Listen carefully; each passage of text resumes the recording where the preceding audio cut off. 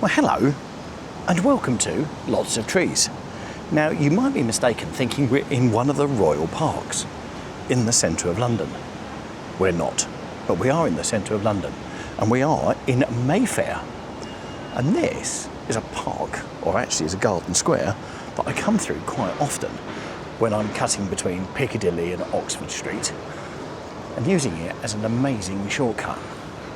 This is Berkeley Square, right in the heart of Mayfair, and as you can see, so full of trees, so full of shade, and a lovely place to come and have a summer.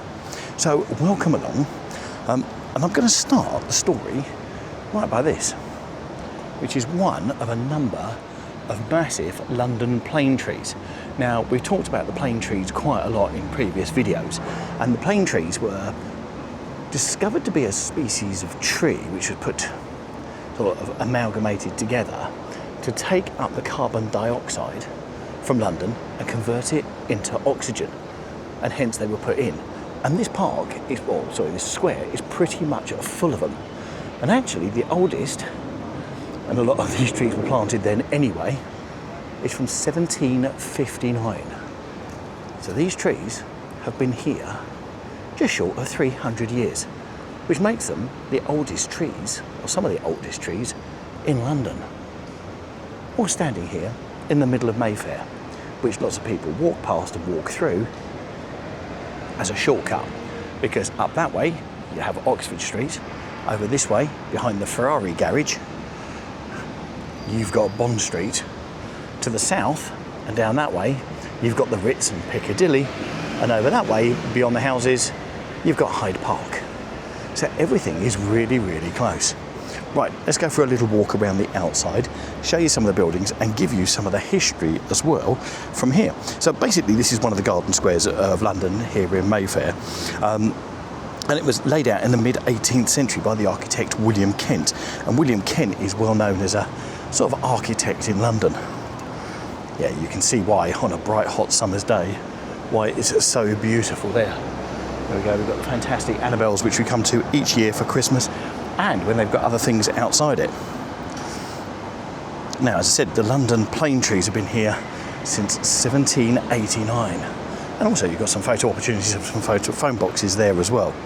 Anyway, let's tell you more about the history, because once again, like so much of London, much history is here.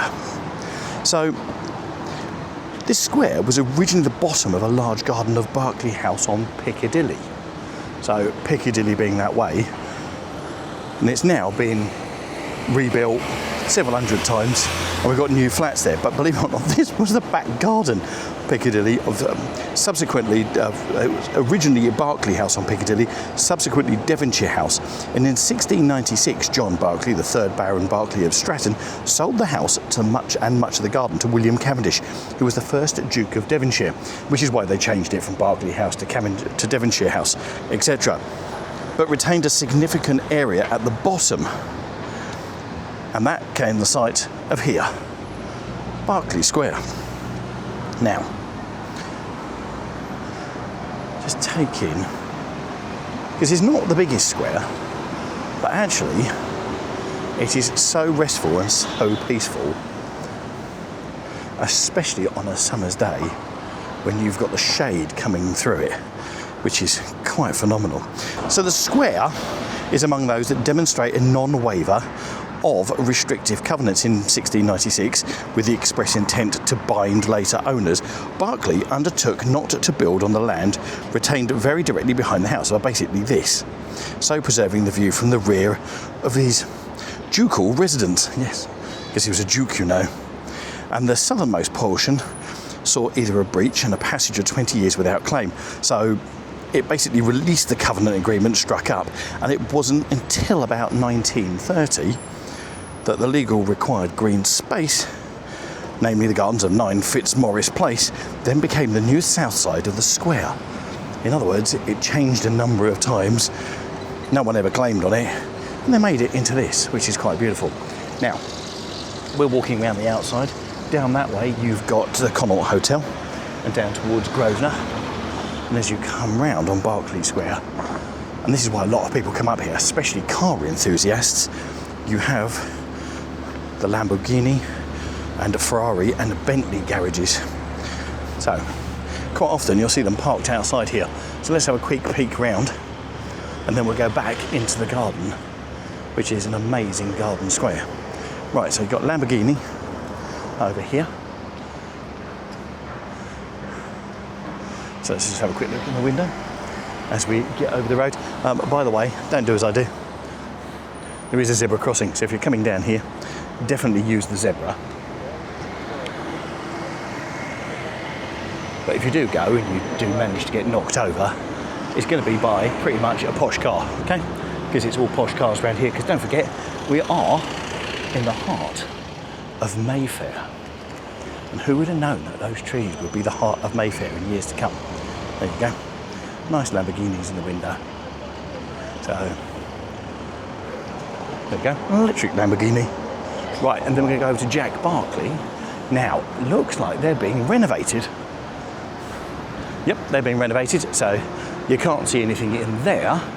What we will do is we'll go next door to Ferrari and see what's in the Ferrari window. Right, straight down the Ritz.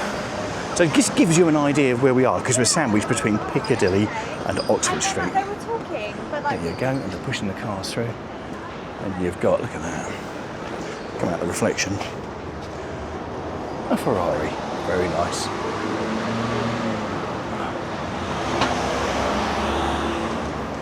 And they're pushing an old type of Ferrari around in there. There we go, and a Ferrari engine.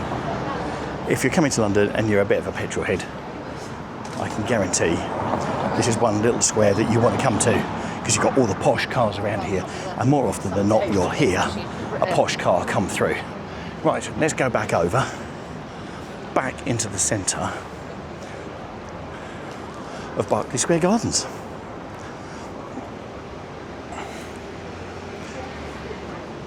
Now,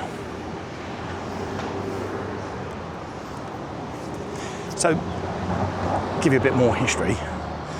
So Berkeley Square, named after John Berkeley, which I told you about, and his lad, he acquired the house in Piccadilly in 1675. There we go, right. Because what we have found is the original square, and unbelievably, just look at this map.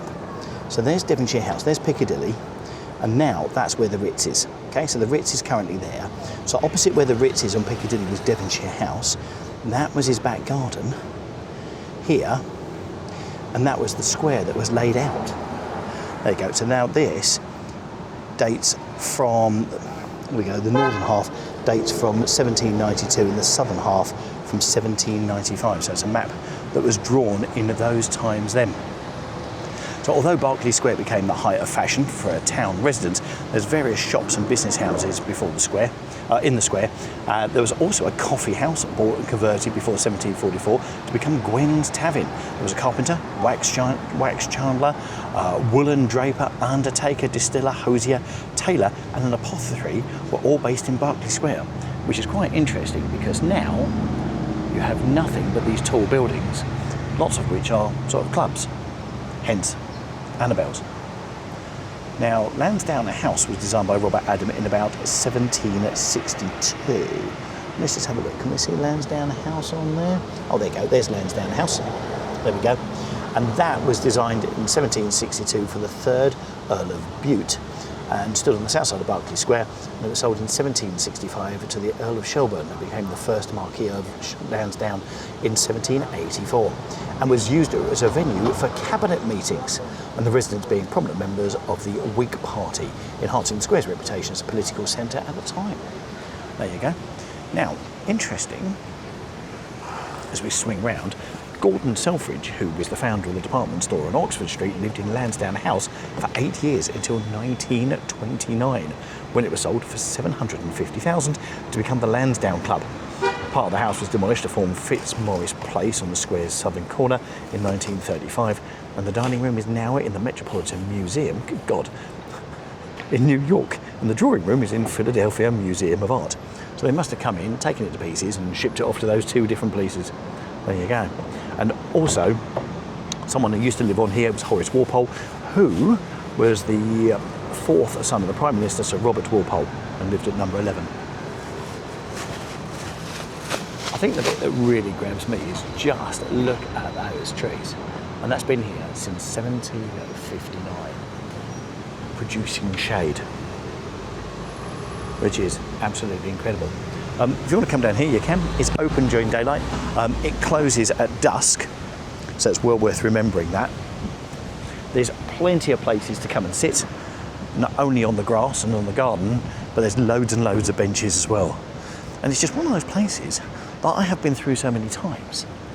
But it isn't until, well, within the last week when I was researching it, that I realised how old the trees were, let alone the history around it. So, Berkeley Square, if you get a chance, come down. It's amazing. Now, just up and on the corner and round is Grosvenor Square. And if you're American, you're going to want to see that. And I'll put a link to that video, because it's just beyond the tree, up in the top right-hand corner. So if you click on that, I'll see you in there and give you some more history on Grosvenor Square. Thanks for watching. Take care. Bye.